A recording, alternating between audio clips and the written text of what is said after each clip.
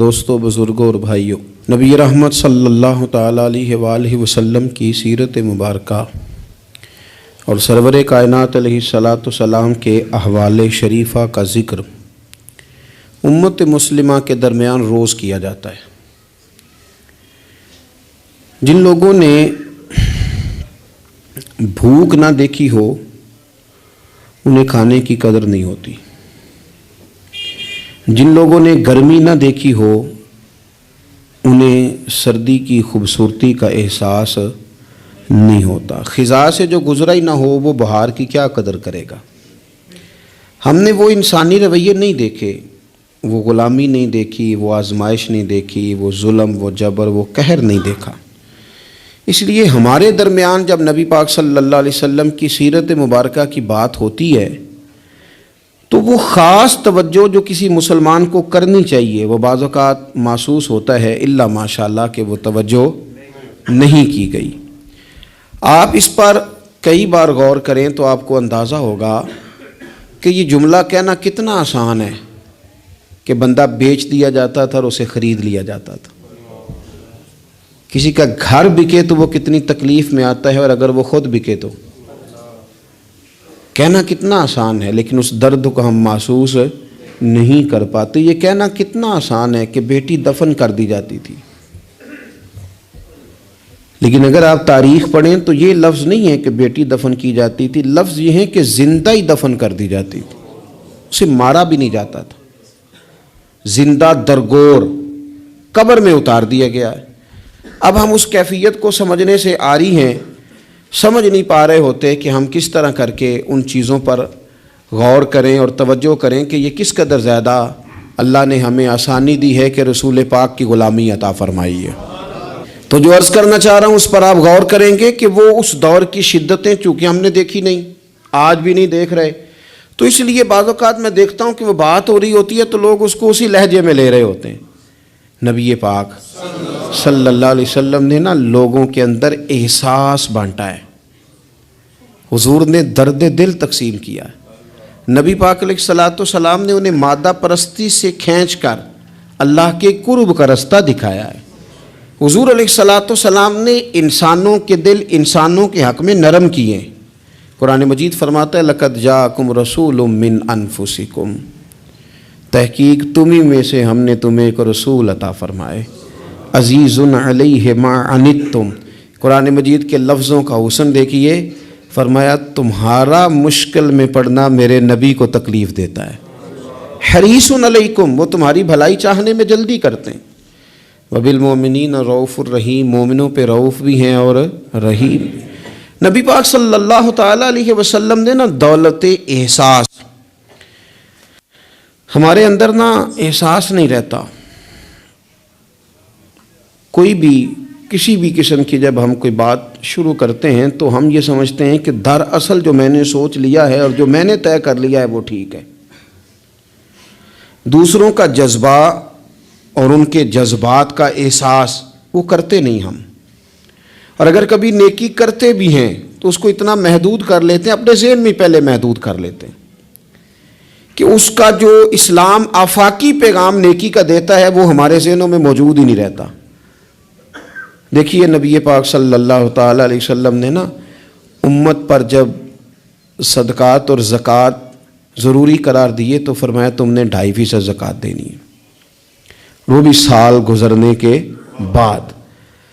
اور کسی شخص کو حضرت ابی بن کعب رضی اللہ تعالیٰ عنہ نے کہا میں سارا مال دینا چاہتا ہوں، حضرت ابو لبابہ رضی اللہ تعالیٰ عنہ نے بھی کہا میں سارا دے دینا چاہتا ہوں، تو فرمایا چوتھا حصہ دے اگر بہت شوق آیا ہے تو، ایسا نہ ہو تیرے بچے بعد میں دوسروں کے ہاتھوں کی طرف دیکھیں۔ لوگوں کو حضور نے اتنا پابند کیا، لیکن جب اپنی ذات کی باری آئی تو کنز المال میں موجود ہے کہ ایک صحابی نے آ کے کوئی سوال کیا، یا رسول اللہ صلی اللہ علیہ وسلم مجھے کوئی چیز چاہیے، تو کریم فرمانے لگے اس وقت تو بظاہر میرے پاس موجود نہیں، ذرا لطف لیجئے گا بات کا۔ حضور فرمانے لگے فلاں دکاندار کے پاس جا اور میرے نام پہ ادھار لے لے، یعنی میرے نام پہ ادھار لے لے۔ وہ کہتے ہیں نا میرے ابا جی کا کھاتا چلتا ہے وہاں تو میں چیزیں لے لیتا ہوں، فرمایا میرے نام پہ تو ادھار لے لے، پیسے میں دے دوں گا۔ حضرت عمر بیٹھے تھے، انہوں نے کہا یا رسول اللہ صلی اللہ علیہ وسلم، اللہ ہمیں اس کا مکلف تو نہیں کرتا، لا یکلف اللہ نفسا الا وسعها، ہے تو دے دو ورنہ پابندی نہیں۔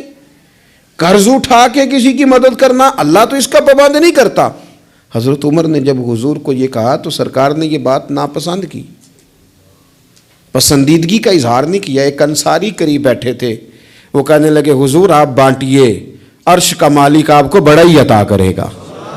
حضور ان کی بات سے راضی ہوئے اور پتہ کیا فرمایا؟ فرمایا مجھے بھی اسی چیز کا ہی حکم دیا گیا ہے۔ قرض اٹھا کر بھی حضور صلی اللہ تعالی علیہ وسلم کسی کے ساتھ بھلائی کرتے ہیں۔ احساسات جب اس حد تک ہم نے پتہ کیا سمجھ لیا ہے کہ میرے ذمے میرے بچوں کے اخراجات ہیں، میرے بہن بھائیوں کے ہیں، اس کے علاوہ میری گلی میں، میرے محلے میں، میرے دوستوں میں، میرے رشتہ داروں میں کوئی بچہ کتنا بھی لائق ہو، پڑھے نہ پڑھے مجھے غرض نہیں، اسکول جائے نہ جائے مجھے غرض نہیں، کوئی اس کا کسی قسم کا بھی مستقبل بنے نہ بنے مجھے کیا لگے۔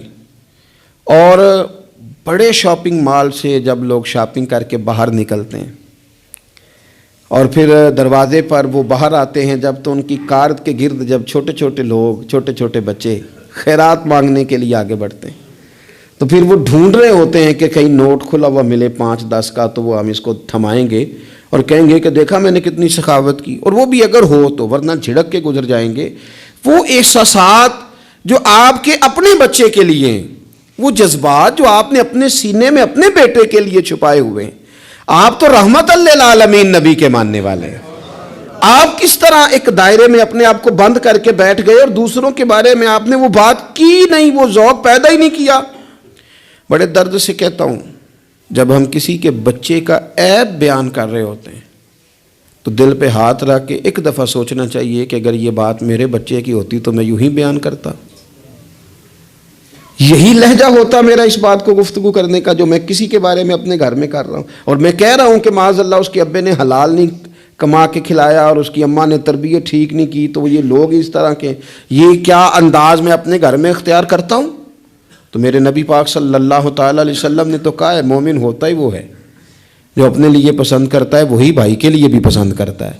کئی دفعہ میرا بچہ لائق نہیں ہوتا پر میری بہن کا لائق ہوتا ہے، لیکن میرے پاس وسائل ہیں اس کے پاس نہیں ہے، کیوں نہیں میں اسے اپنا بچہ سمجھ لیتا؟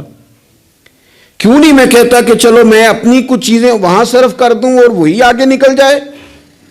نبی پاک صلی اللہ علیہ وسلم کی سوچ کیا ہے؟ بخاری مسلم میں حدیث موجود ہے، حضرت خالد بن سعید بن عاص رضی اللہ تعالیٰ عنہ کی ایک بیٹی ہیں، چھوٹی سی بڑی پیاری، نام ہے ام خالد رضی اللہ تعالیٰ عنہ۔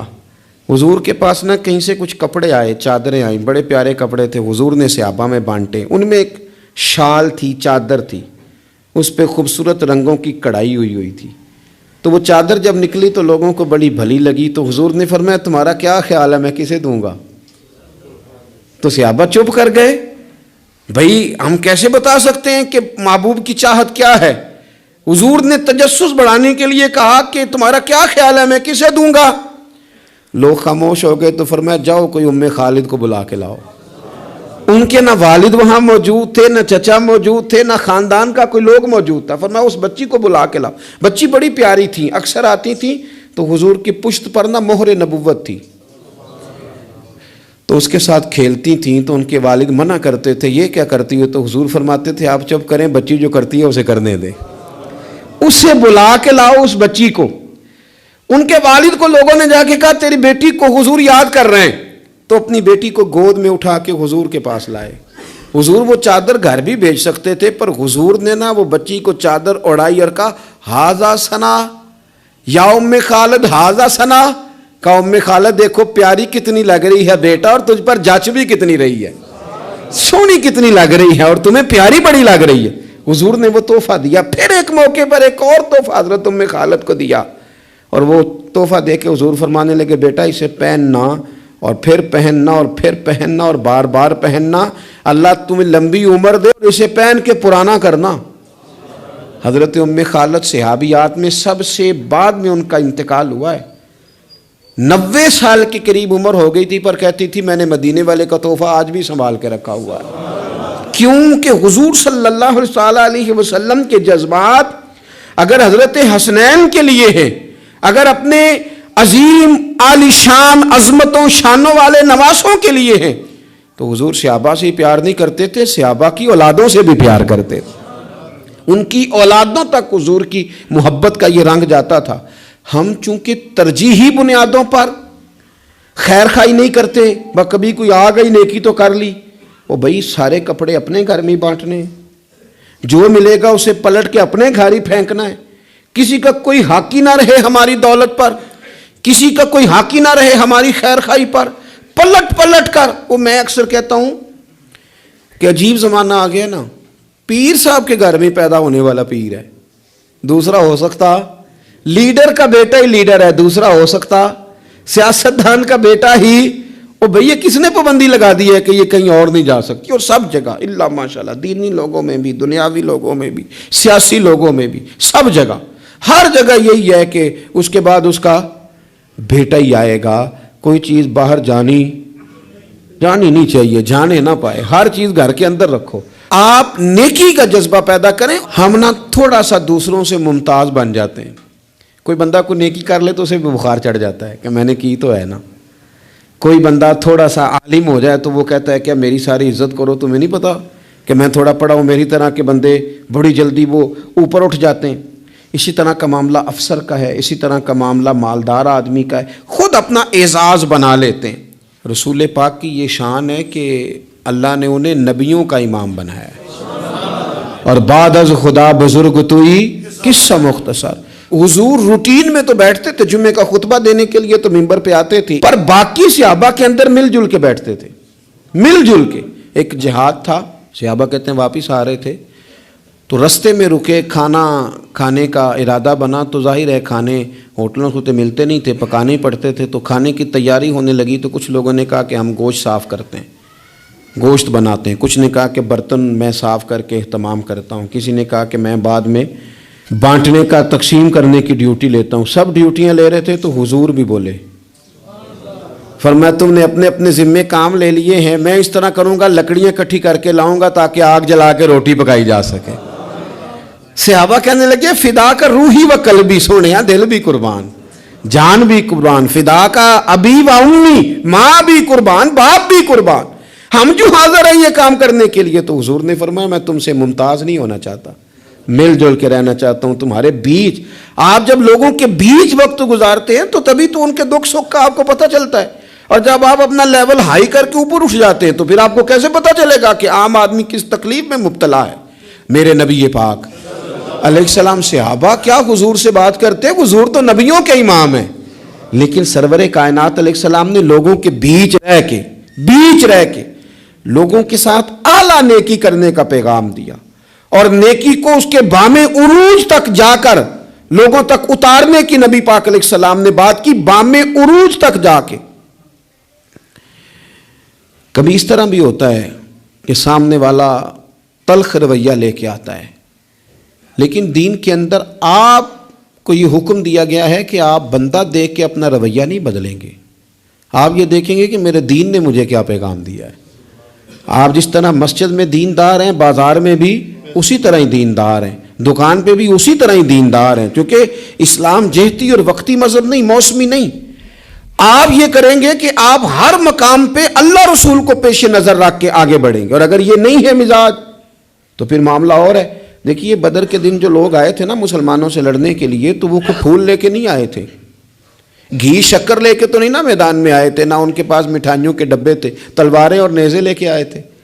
اور انہوں نے باقاعدہ مقابلہ کیا، 14 مسلمانوں کو شہید کیا. یہ تو اللہ تعالیٰ کا کرم ہے. وَلَقَدْ نَصَرَكُمُ اللَّهُ بِبَدْرٍ وَأَنْتُمْ أَذِلَّةٌ، کہ اللہ تعالیٰ نے مسلمانوں کو کامیابی دی، وہ مسلمانوں کے قابو آ گئے. اب وہ 70 بندے قیدی بنا کے لائے گئے. وہ لڑنے آئے ہیں گھر سے، پھول لے کے نہیں آئے. قید خانے اس طرح تو تھے نہیں جس طرح آج جیل بنی ہوئی ہے. تو مختلف صحابہ، جس کے پاس ایک کمرہ خالی تھا اس نے ایک آدمی کو گھر میں قید کیا، کسی نے 2 کو کیا. حضور نے وہ بانٹ دیے. حضرت مصعب ابن عمیر رضی اللہ تعالیٰ عنہ کے بھائی ابو عزیز بھی کافروں کی طرف سے لڑتے ہوئے آئے اور باقاعدہ جھنڈا تھامے ہوئے تھے، آگے تھے، سپہ سالار بنے ہوئے تھے. وہ بھی قیدی ہو کے آئے. تو ایک انصاری ان کے ہاتھ باندھ رہے تھے. تو حضرت مصعب ابن عمیر قریب سے گزرے، فرمانے لگے ذرا زور سے باندھنا، اس کی ماں کے پاس بڑے پیسے ہیں، چھڑا لے گی فدیہ دے کے. تو ابو عزیز کہنے لگے مصعب تو میرا بھائی ہو کے اس طرح کی باتیں کرتا ہے؟ تو فرمانے لگے تجھے کس نے کہا کہ میں تیرا بھائی ہوں؟ میں تیرا نہیں بھائی، میں اس انصاری کا بھائی ہوں جو میرے مدینے والے حبیب کا کلمہ پڑھتا ہے، میرے رشتے اسلام کی بنیادوں پہ، یہ میرا بھائی ہے، اور زور سے مانگنا اس کو، چھڑا لے گی اس کی اماں پیسے دے کے۔ وہ کہتے ہیں میں ایک انصاری صحابی تھے حضرت ابو یسر رضی اللہ تعالیٰ عنہ، ان کے گھر میں قید تھا، زیادہ باتیں نہیں حضور نے بیان کی، بس ایک بات کی، فرمایا بھائی قیدیوں سے اچھا سلوک کرنا۔ کن سے؟ قیدیوں سے اچھا سلوک کرنا، بس حضور نے کہہ دیا۔ کہتے ہیں میں جن کے گھر قید تھا وہ غریب آدمی تھے، عرب میں کوئی بندہ تھا جو شام کو روٹی کھاتا تھا، اناج ملتا نہیں تھا، غریب لوگ کھجور کھا کے دودھ پی کے سو جاتے تھے، روٹی جب آتی تھی تو بچے دلچسپی سے لپکتے تھے کہ کھانا آیا ہے، روٹی آئی ہے۔ کہتے مجھے حضور نے جس گھر میں بندہ ہوا تھا، نبی پاک کی نصیحت تھی لوگوں کو کہ قیدیوں سے اچھا سلوک کرنا۔ ابو عزیز کہتے ہیں کہ حضرت ابو یسر رضی اللہ تعالیٰ عنہ جن کے گھر میں قید تھا، وہ سویرے مزدوری کرنے جاتے، شام تک محنت کر کے 2 روٹیاں کما کے لاتے، لیکن وہ 2 روٹیاں مجھے کھلا دیتے، اپنے بچوں کو کھجور اور دودھ پلا کے سلا دیتے۔ میں ان سے کہتا یار میں تمہارا قیدی ہوں، کوئی مہمان تھوڑا ہوں، اور پھول اور گھی شکر لے کے نہیں، تلوار لے کے لڑنے آیا ہوں، یہ تمہارا کیا رنگ ہے؟ تو وہ فرماتے ہمیں لمبی باتوں کا نہیں پتا، ہمیں تو ہمارے نبی نے کہا ہے ان کے ساتھ اچھا سلوک کرنا ہے، تو لہٰذا ہم نے اچھا ہی سلوک کرنا ہے۔ ہم نے نہ کبھی قطرے پہ غور کیا اور نہ دریا دیکھا، بس جہاں تیری جھلک دیکھی وہیں ڈوب گئے، ہمیں اس سے کیا کرو، حضور نے کہا ہے اچھا سلوک کرنا ہے۔ ابو عزیز کہتے ہیں جب میں روٹی کھاتا تھا اور محنت مزدوری سے کما کے لاتے تھے اور ان کے بچے دودھ کھجور پہ گزارا کرتے تھے تو میں رویا کرتا تھا اور میں کہتا تھا جو دین کے بارے میں کفر نے بتایا تھا وہ اور تھا، جو بتایا تھا وہ اور تھا، اور جو میں نے دیکھا ہے یہ تو اور ہے، جو میں نے عملاً دیکھا ہے یہ تو اور ہے۔ آپ کے جذبات ہوں، آپ کے خیالات ہوں، آپ کی اچھائی لوگوں کو قائل کر لے۔ دیکھو میرے عزیز، آ جاتے ہیں لوگ، ان کے ذہن بنا دیے جاتے ہیں، لوگوں کو کہا جاتا ہے مولوی خطرناک ہوتے ہیں، یہ بڑا ڈرونا سبجیکٹ ہے، اس کے قریب نہ جانا۔ کہا جاتا ہے کہ جناب ہو دیندار طبقہ، کیا کریں اس نوجوان کو پتہ ہی نہیں بیچارے کو، اس کو جس طرح کسی نے گائیڈ کیا اس طرح وہ گائیڈ ہو گیا۔ اب اگر آپ کے جذبات بھی اس کے لیے جارحانہ ہوں گے تو اسے پناہ کہاں ملے گی؟ آپ کو اس کو بتانا ہے کہ بات کچھ اور ہے، رنگ کچھ اور ہے، تجھے جو پڑھایا گیا ہے وہ بات اور ہے اور یہاں وہ رنگ اور ہے۔ حضرت فضالہ بن عمیر کہتے ہیں کہ میں بھی فتح مکہ کے موقع پہ نا اپنی تلوار کو، اپنے خنجر کو تیار کر کے اور بغل میں دبا کے اور چادر اوڑھ کے گیا تھا کعبے کا طواف کرنے کہ حضور میرے قریب سے گزریں گے تو معاذ اللہ شہید کر دوں گا، لیکن اللہ نے تو غیب کے خزانوں کی کنجیاں دی ہیں نا اپنے نبی پاک کو، میں شہید کر دوں گا۔ کہتے میرے ہاتھ میں خنجر تھا، بغل میں تلوار تھی، خیال تھا طواف کرتے کرتے سارے لوگ مسجد آتے ہیں، پر یہ ضروری تو نہیں سارے اچھی نیت سے ہی آئیں، کچھ اور نیتیں لے کے بھی آتے ہیں، اپنے اپنے ارادوں سے بھی آتے ہیں۔ خنجر لے کے آیا خانہ کعبہ کا طواف کرنے، اور جب نبی کریم صلی اللہ تعالی علیہ وسلم نے مجھے دیکھا، حضور جان چکے ہیں کہ میں قتل کرنے کے ارادے سے آیا ہوں، تو مجھے دیکھ کے فرمانے لگے تو فضالہ ہے؟ میں نے کہا یا رسول اللہ فضالہ ہوں، تو فرمایا بول نہ جو دل میں چھپا کے آیا ہے۔ خیال آیا مسلمان نیک و بد پہچان جاتے ہیں، محمد آدمی کے دل کی باتیں جان جاتے ہیں صلی اللہ تعالی علیہ وسلم۔ کر نہ جدھر تو آیا ہے، تو فضالہ کہنے لگے حضور کچھ بھی نہیں، میں تو اللہ کا ذکر کر رہا ہوں۔ تو حضور فرمانے لگے چل پھر استغفار ہی کر لے۔ گویا حضور نے یہ نہیں کہا تو جھوٹ بول رہا ہے، بات اس طرح کی کہ تو استغفار پڑھ لے، پھر اپنی پچھلی بات سے توبہ کر لے۔ فضالہ کہتے ہیں یہ کہتے کہتے حضور نے دست کرم اٹھایا اور اپنا مقدس ہاتھ میرے سینے پہ پھیرا، سارا کفر، سارا نفاق، سارا شرک نکل گیا، مجھے کائنات میں سب سے پیارا چہرہ ہی مدینے والے رسول کا نظر آنے لگا۔ قدموں پہ آ گیا، میں غلام بن گیا نبی پاک کا۔ وہاں سے واپس آ رہا تھا تو ایک عورت تھی جس سے میرے شناسائی تھی، تعلقات تھے، میں کبھی اس سے ملتا تھا، میں گزر رہا تھا تو اس نے مجھے بلایا، میں نے توجہ ہی کوئی نہیں کی۔ پھر کہنے لگی تو وہی فضالہ نہیں؟ میں نے کہا نہیں میں وہ نہیں، اب میں مدینے والے کا غلام بن گیا ہوں، اب میری نگاہوں میں جچتا نہیں کوئی، جیسے میرے محبوب ہیں ایسا نہیں کوئی۔ میرے رسول پاک صلی اللہ تعالی علیہ وسلم نا سامنے والے کے بارے میں رویہ دیکھیں نا، آپ ایک بات کو سمجھ لیں، اگر آپ اس کو سمجھ لیتے ہیں نا، اس میں تھوڑی سی نا وسعت آ جاتی ہے چیزوں میں۔ بڑی سخت بات بھی کو بندہ آپ کے ساتھ کر رہا ہے تو اگر آپ ایک بردبار آدمی ہیں اور آپ کوئی فضل والے ہیں، تو پھر مجھے ایک دوست نے کہا، ایک صاحب جمعہ پڑھنے آتے تھے، وہ آج کل نہیں آ رہے، تو اس کے جواب میں کئی دلائل ہو سکتے تھے کہ وہ بڑا مصروف ہو گیا ہے، وہ بس اسی طرح کا ہے، بے وفا نکل آیا ہے۔ تو میں نے ان سے کہا یار ہم کو اتنے بڑے لوگ ہیں کہ روز ہی کو یہاں آئے، ٹھیک ہے جب جی چاہا آ گیا، جب نہیں چاہا تو نہ آیا، اس میں کیا کوئی ایسی بات، کوئی مسئلہ نہیں، پھر کیا نہیں آیا تو پھر بھی ٹھیک ہے۔ وہ بندہ دیکھتا ہی رہ گیا میرا چہرہ۔ ایک دفعہ مجھے ایک صاحب نے آ کے کہا کہ فلاں آدمی نے آپ کے بارے میں کوئی ایسی بات کی ہے، تو میں نے ان سے کہا میں اتنا بڑا بندہ ہی نہیں، انہوں نے نہیں کی ہوگی، ان کے پاس اتنا وقت ہی نہیں ہے مجھے ڈسکس کرنے کا، میں چھوٹا آدمی ہوں، وہ مصروف آدمی ہے۔ انہوں نے کہا نہیں انہوں نے کی ہے، اور میں نے کہا نہیں انہوں نے نہیں کی۔ کہنے لگے کی ہے، میں نے اگر کی ہے تو پھر آپ میرے ساتھ ہیں کہ ان کے ساتھ ہیں؟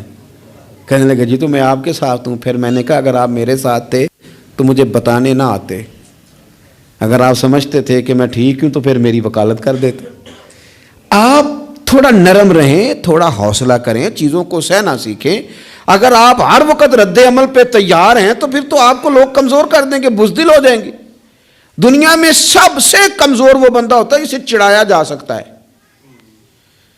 جس بندے کو غصہ دلایا جا سکتا ہے، جو استعمال ہو جاتا ہے وہ کمزور پڑ جاتا ہے۔ کیوں اس طرح کا لہجہ اختیار کریں کہ جس کا دل کرے کوئی نئی بات سنائے اور ہمیں استعمال کر کے گزر جائے؟ کبھی نہیں۔ آپ کا حوصلہ اتنا بڑا ہو، رنگ اتنا بڑا ہو، طبیعت اتنی بڑی ہو۔ میرے حضرت صاحب رحمۃ اللہ علیہ کے پاس ایک صاحب آیا کرتے تھے، مرید بھی ہوئے، بعد میں بگڑ گئے وہ کسی وجہ سے، آنا جانا چھوڑ دیا۔ تو حضرت قبلہ رحمۃ اللہ تعالی علیہ سے لوگوں نے کہا حضور وہ نہیں آتے تو اب وہ گمراہ ہو جائیں گے۔ تو بڑی باتیں بھلی لگتی ہیں، بعض لوگ چوڑے ہو جاتے ہیں۔ تو حضرت صاحب رحمۃ اللہ علیہ فرمانے لگے اب توبہ کرو، کیوں گمراہ ہو جائیں؟ میں کوئی معیار ہدایت ہوں؟ میں کوئی معیار ہوں؟ نبی کو چھوڑ کے بندہ گمراہ ہوتا ہے، رسول کو چھوڑ کے کافر ہوتا ہے، یہ تم نے کیسی عجیب بات کر دی؟ فرمایا دعا کرو جہاں رہے رب اس پہ رحمت ہی فرمائے۔ ہم نہ دائروں میں بند ہو جاتے ہیں، ہم کہتے ہیں صرف جو میرے ساتھ ہے وہ ٹھیک ہے، تو جو باقی اربوں خربوں لوگ ہیں وہ کدھر گئے؟ آپ اپنا دل حوصلہ بڑا کریں، جب آپ کو لوگ غصہ دلانے پہ آ جائیں تو وہ آپ کو استعمال، ان کو پتہ چل جائے گا آپ استعمال کیسے ہوتے ہیں، آپ کس طرح استعمال ہوتے ہیں ان کو سمجھ آ جائے گی۔ میرے رسول پاک صلی اللہ علیہ وسلم نے پیار اس طرح کیا ہے، سیرت اس طرح بانٹی ہے کہ اس میں خیر خائی چھلکتی۔ میں نا اپنے دادا جی سے، اپنے نانا جی سے، پھر اپنے ابا جی سے، پھر اپنے محلے کے بزرگوں سے، پھر اپنے علاقے کے بڑوں سے ایک بات سنتا تھا تو میں کہتا تھا کہیں سے تو یہ آئی ہے نا، یہ ان کی اپنی پیدا کردہ تو نہیں نا۔ سادے لوگ، انگوٹھا چھاپ لوگ، اپنا نام بھی نہیں لکھ سکتے، پر وہ کہتے تھے اے تھی آ گئی ہے بوئے تے، ہن موڑ سکتے؟ سمجھ آ رہی ہے میری بات کی؟ دروازے پہ بیٹی آ گئی ہے، اب کچھ ہو سکتا؟ یعنی کسی پارٹی سے سیاسی جنگ چل رہی ہے، لڑائی پورے عروج پہ ہے، ووٹ نہیں دینے، طے ہو گیا برادری کا فیصلہ، تو وہ الیکشن کے دنوں میں وہ بھی بڑے متحرک ہوتے ہیں، وہ پتہ کر لیتے ہیں بچی کہاں شادی ہوئی ہے، وہاں چلے جاتے ہیں، جا کے فٹافٹ چاچا جی بھی بن جاتے ہیں، بیٹا میں تیرا چاچا ہوں، میں آیا ہوں، ابا کے سامنے میری سفارش کر۔ تو بیٹیاں کئی دفعہ آ جاتی تھیں، تو اب بڑے بوڑھے کیا کہتے تو کہتے تھے بیٹی آ گئی ہے دروازے پہ، وہ کیا کرے؟ میں سوچتا تھا کہ چلو یہ بات انہوں نے پڑھی نہیں، سنی نہیں، انہوں نے سیکھی نہیں، پر یہ کوئی فیض ہے جو سینہ بسینہ آ رہا ہے، کہیں تو یہ چیز تھی جو اس طرح آئی ہے کہ یعنی سمجھدار آدمی ہے، وزادار ہے۔ وہ بیٹی کو کہہ بھی سکتا ہے کہ پتر تو سیانی نہیں، تو سمجھدار نہیں، تو وہاں نہیں جہاں میں ہوں، میں تیرا دادا ہوں، لیکن وہ یہ بات ہی نہیں کرتا، کہتا بیٹی آ گئی ہے۔ تو پھر ایک حدیث پڑھی تو سمجھ آئی کہ نہیں یہ فیض ہے رسول پاک کا، یہ بات نا مدینے کی گلی سے چلی ہے، جو گلی گلی مسلمانوں کے سینے میں جا بسی ہے۔ نبی پاک صلی اللہ تعالی وسلم کی چچا زاد بہن ہے حضرت ام ہانی، حضرت مولا علی شیر خدا رضی اللہ تعالیٰ عنہ کی سگی بہن، جن کے گھر سے حضور معراج کرنے گئے تھے۔ انہوں نے کلمہ فتح مکہ کے دن پڑھا ہے جناب ام ہانی نے، کلمہ فتح مکہ والے دن پڑھا ہے، لیکن ساری زندگی ان کے سامنے کوئی حضور کے خلاف معاذ اللہ بات نہیں کر سکا، کرنے نہیں دیتی تھی۔ لوگ کہتے تھے تو کلمہ نہیں پڑھتی، کہتے وہ میرا اور میرے نبی کا معاملہ ہے، پر تم حضور کے بارے میں بات کرو، میرے بھائی کے بارے میں تمہیں کرنے دیتی ہوں، سوال ہی نہیں پیدا ہوتا۔ ان کے شوہر بھی مسلمان نہیں ہوئے، فتح مکہ والا دن بھاگ گئے۔ ان کے رشتے میں کچھ دیور تھے سسرال کے رشتوں میں سے، وہ تو اتنے سخت کافر تھے، اسلام کے دشمن تھے، لیکن حضور جب فتح مکہ پہ گئے تو بڑے بڑے لوگوں نے دعوت دی، پر حضور ان کے گھر میں گئے، نفل بھی وہیں پڑے، روٹی بھی وہیں کھائی، وہاں رہے۔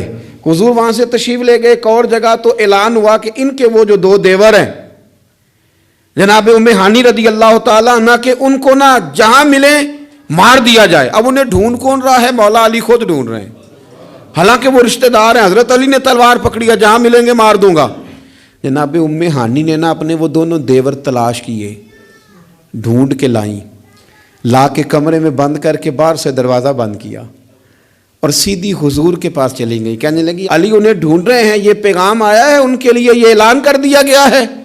حضور نے فرمایا ام ہانی تو بات کر، تو کہنے لگی حضور پھر میں نے انہیں پناہ دے دی ہے، تیا آ گئی نا بوبے تے، بیٹی آ گئی، میں نے پناہ دے دی ہے، کوئی دوسرا جملہ نہیں، کوئی دوسری بات نہیں۔ یہ امام الانبیاء بول رہے ہیں، یہ سرور کائنات بول رہے ہیں۔ حضور فرمانے لگے ام ہانی، جسے ام ہانی نے پناہ دے دی اسے محمد عربی نے بھی پناہ دے دی، بلا لو علی کو واپس، ہم نے نہیں مارنا، جسے تو نے پناہ دے دی اسے ہم نے بھی پناہ دے دی۔ بیٹی جو آ گئی ہے، بہن جو آ گئی ہے دروازے پہ، چل کے جو آ گئی ہے تو ختم ہو گئی بات۔ مجھے سمجھ آ گئی کہ میرے دیہات کے بزرگوں کے سینوں تک یہ جو بات پہنچی ہے تو یہ کوئی فیض ہے، یہ کوئی کرم ہے، یہ کہیں سے چلی ہے جو یہاں تک آئی۔ عزیز بھائی، رسول پاک صلی اللہ علیہ وسلم نے وہ والی سوچیں سوسائٹی کو دیں، معاشرے میں وہ والی خیر نبی پاک علیہ الصلوۃ والسلام لے کے آئے جس کی سوسائٹی کو بڑی زیادہ ضرورت تھی، جس کی حاجت تھی۔ میرے رسول پاک صلی اللہ تعالی علیہ وسلم خوب محبت فرماتے، اپنوں سے، بیگانوں سے، غیروں سے، اس سے بھی اس سے بھی۔ لوگوں کی رسائی حضور تک آسان تھی، اپنا دکھ جا کے حضور کو سنا لیتے تھے۔ میں آپ سے عرض کروں، پہلے تو دکھ سنتا کوئی نہیں، اور اگر کوئی سننے لگے تو سنانے والا سناتا نہیں۔ کیوں؟ اعتماد کیسے کریں؟ یہ کیسے کہیں کہ ہمارا راز راز ہی رہے گا؟ لوگ اپنے سینوں میں چھپائے نفسیاتی مریض ہو گئے، لوگ اپنے دلوں میں اپنے دکھ لیے قبروں تک چلے گئے، لیکن اعتماد کیسے کریں؟ وہ بندہ کہاں سے ملے جو دکھ سنے گا پھر اس کا پردہ بھی رکھے گا، جو بات سنے گا پھر اس پر طے بھی کرے گا؟ کوئی اشک شوئی والا، کوئی ایسا بندہ جس کے پاس بندہ جائے اور کندھا اس کا خالی ملے اور بندے کو پتا ہو کہ میں جتنا مرضی روؤں گا یہ کندھا بھی نہیں ہٹائے گا۔ لوگوں کو یہ میسر ہی نہ آیا، لیکن میرے رسول کائنات سرور دو عالم نور مجسم صلی اللہ تعالی علیہ وسلم کی خدمت میں کوئی بھی آیا، وہ یار حضور بھی تو بڑا ہی مصروف ہے نا، پگلی عورت ہے، دیوانی ہے، اس نے آ کے کہا حضور میں نے کوئی بات کرنی تھی، تو فرمایا تو جس گلی میں کہے گی میں وہیں تیری بات سننے کو تیار ہوں، تو جہاں کہے گی۔ یعنی یہ نہیں فرمایا کہ تو کل شام عصر میں آ جانا، ہوتی ہے مصروفیات، ترتیب دے لیا جاتا ہے، وقت بعض اوقات ہوتے ہیں مسائل، لیکن حضور نے جو سیرت چھوڑی وہ یہ ہے کہ تو جہاں کہے گی۔ اور صحابہ کہتے ہیں پھر ہم نے دیکھا بھی اس نے ایک گلی میں حضور کو کھڑا کیا ہوا ہے، اور وہ نبی پاک صلی اللہ علیہ وسلم کو نہ اپنے دکھ سنا رہی ہے۔ شاید یہی وجہ تھی حضور کائنات کے دکھ سنتے تھے اور کائنات میرے نبی کی رسالت کا اعلان کرتی تھی۔ حضور اگر ان کی سنتے تھے تو یہ ساری زمین و آسمان کی مخلوق حضور کے ترانے پڑھتی تھی، نبی پاک کی نعتیں پڑھتی تھی، حضور کا تذکرہ کرتی تھی، یہاں تک کہ جن کو لوگ بھیڑیے کہتے ہیں وہ بھی حضور کے گن گاتے تھے۔ ایک شخص کہتا ہے میں بکریاں چلا رہا تھا تو بھیڑیا ایک بکری اٹھا کے لے گیا، میرے پاس نیزہ تھا، تلوار تھی، ڈنڈا تھا، میں نے اس کو اس طرح کر کے گھیرا کہ بکری چھڑا لی۔ بھیڑیا جا کے بیٹھ گیا پہاڑ کے اوپر، اس کو رب نے زبان دی، وہ بولنے لگا، کہنے لگا مجھے اللہ نے رزق دیا تھا تو نے چھین لیا ہے۔ کہتے میں پہلے ڈرا، پھر میں نے اسے کہا بھیڑیا کیسے بولتا، یہ تو بڑی عجیب بات ہے۔ وہ کہنے لگا ایک بات اس سے بھی عجیب ہے، میں نے کہا وہ کیا؟ کہنے لگے مدینے میں حضور آ گئے اور تو نے ابھی تک جا کے کلمہ ہی نہیں پڑھا. وہاں حضور آ گئے اور تو نے یہ، اس سے بھی عجیب بات نہیں، بھیڑیا بول رہا ہے.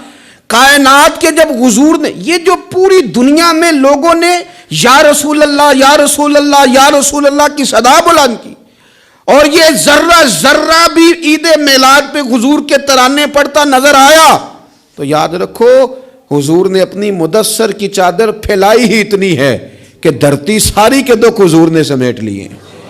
اللہ کے رسول صلی اللہ علیہ وسلم نے اپنی چادر نور میں لے لیا سب کو. پر میں کیا کروں، میری ملت کا جوان اگر کبھی موبائل سے گردن اٹھائے گا تو باپ کا حال پوچھے گا نا. وہ اگر کبھی مووی سے اپنے آنکھیں سائیڈ پہ کرے گا تو اماں سے پوچھے گا نا کہ آپ کو کوئی تکلیف تو نہیں ہے. اس طرح کر کے دنیاوی مشاغل اور مسائل میں ہم الجھ گئے ہیں اور کوئی فائدہ بھی نہیں اٹھا پا رہے. کچھ بھی نہیں ہے، کچھ بھی نہیں ہمارے، ہم نے کوئی نفع نہیں حاصل کیا، الجھتے ہی جا رہے ہیں. ایک تو اپنے آپ کو لوگوں کے بیچ لائیں، اپنے آپ کو بڑا سمجھنا ختم کریں، کسی کی بھی بات سنیں، کسی کو بھی، یعنی خود ہی سارا کچھ بن جانا، خود ہی بتا دینا، خود ہی اعلان کر دینا، خود بخود ہی اپنے آپ کو نیک سمجھ لینا، خود بخود ہی اپنے آپ کو بڑا جان لینا، اس سے تھوڑا سا باہر آئیں. اور دوسرا یہ کہ جس حد تک ممکن ہو، جس حد تک آنسو پوچھے جا سکیں اس حد تک تو جانا ہماری ڈیوٹی ہے کہ نہیں. جو ہماری احاطے میں لوگ آتے ہیں ان کی حد تک تو ہم خیر بانٹ سکتے ہیں کہ نہیں. ایک بات آخر میں آپ کی خدمت میں نے عرض کرنی ہے، بڑی تکلیف کے ساتھ عرض کروں گا. دیکھیں کچھ نہیں نہ کر سکتے تو لوگوں کے لیے جذبات ہی اچھے کر لیں، خیر کے جذبات اپنے دلوں میں لوگوں کے لیے پیدا کریں اور موقع دیں. ہر شخص اپنی اپنی جگہ پہ اپنے اپنے حساب سے. آپ نے کبھی حدیثوں کی روایت میں یہ سنا ہے کہ یہ حدیث حضرت خالد بن ولید سے مروی ہے؟ ہوں گی چند حدیث، پر چند حدیثیں کس سے مروی ہیں؟ حضرت ابو ہریرہ سے ہیں، حضرت انس بن مالک سے، حضرت عائشہ سے، ایسے ہی ہے. چلیں آپ نے وہ واقعہ سنے ہوں کہ تلوار لی تھی تو فلاں جگہ پہ حضرت ابو ہریرہ نے اتنے لوگ کاٹ دیے تھے، کوئی بات ایسی سنی ہو؟ ایک آدمی میدان میں ہے وہ جہاد کر رہا ہے، کہ یہاں بیٹھا ہے وہ رسول اللہ کا دین بیان کر رہا ہے. ہر بندے کا شعبہ ہے. نہ حضرت خالد بن ولید نے یہ کہا کہ ابو ہریرہ آپ میدان میں کیوں نہیں آ رہے، اور جناب ابو ہریرہ نے نہ یہ کہا کہ آپ حدیثیں کیوں نہیں روایت کر رہے. تو ہم ایک دوسرے کے لیے جب جذبات اتنے حسین پیدا کر لیتے ہیں، دل ہم اگر حضرت ابو ہریرہ رضی اللہ تعالیٰ عنہ حضور سے وہ سارا خزانہ لے کے اندر جمع نہ کرتے تو ہم تو آج بھائی کوئی شے ہی نہ